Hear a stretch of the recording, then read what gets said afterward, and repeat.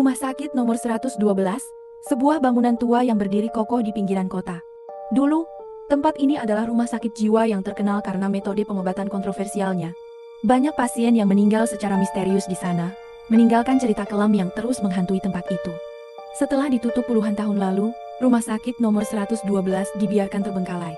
Bangunan itu mulai rusak, ditumbuhi tanaman liar, dan menjadi sarang makhluk halus. Orang-orang sekitar sering mendengar suara-suara aneh dari dalam rumah sakit, seperti jeritan, tangisan, dan langkah kaki. Suatu malam, sekelompok anak muda yang penasaran memutuskan untuk menjelajahi rumah sakit nomor ke-112. Mereka adalah Rina, Andi, Budi, dan Susi. Mereka mendengar cerita-cerita seram tentang rumah sakit itu, dan ingin membuktikan sendiri kebenarannya.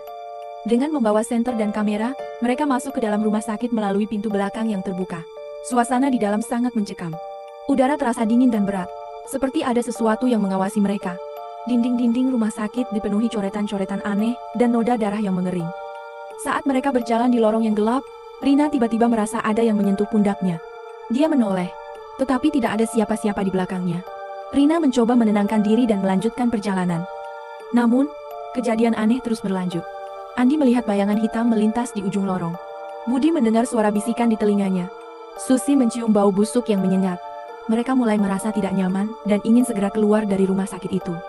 Saat mereka hendak kembali, mereka tersesat. Lorong-lorong rumah sakit terlihat sama persis, membuat mereka bingung dan panik. Mereka terus berjalan tanpa arah, berharap menemukan jalan keluar. Tiba-tiba, mereka mendengar suara jeritan dari sebuah ruangan di ujung lorong. Mereka memberanikan diri untuk mendekati ruangan itu. Dari balik pintu yang terbuka sedikit, mereka melihat seorang wanita berpakaian putih sedang duduk di kursi roda.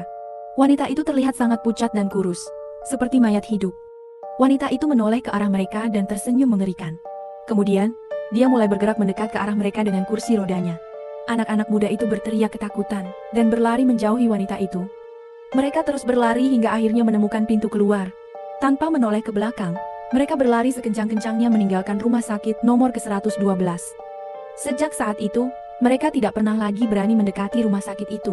Mereka percaya bahwa rumah sakit nomor 112 memang berhantu dan menyimpan misteri yang mengerikan. Konon, arwah para pasien yang meninggal di sana masih gentayangan mencari mangsa. Jadi, beranikah kamu mengunjungi rumah sakit nomor 112?